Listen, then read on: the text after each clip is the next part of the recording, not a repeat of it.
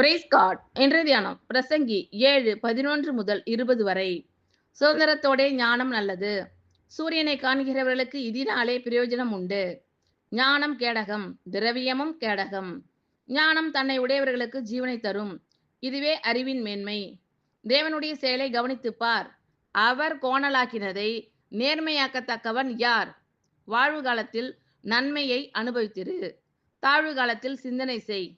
மனுஷன் தனக்கு பின் வருவது ஒன்றையும் கண்டுபிடியாதபடிக்கு தேவன் இவ்விரண்டையும் ஒன்றுக்கொன்று எதிரிடையாக வைத்திருக்கிறார்.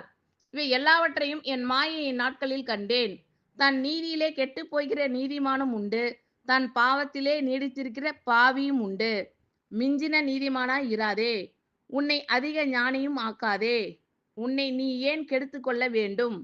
மிஞ்சின துஷ்டனாய் இராதே, அதிக பேதையுமாய் இராதே.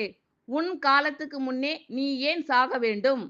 நீ இதை பற்றி கொள்வதும் அதை கைவிடாதிருப்பதும் நலம். தேவனுக்கு பயப்படுகிறவன் இவைகள் எல்லாவற்றினின்றும் காக்கப்படுவான். நகரத்தில் உள்ள 10 அதிபதிகளை பார்க்கிலும் ஞானம் ஞானியை அதிக பலவானாக்கும். ஒரு பாவமும் செய்யாமல் நன்மையையே செய்யத்தக்க நீதிமான் பூமியில் இல்லை. ஆமென். Thank you Lord.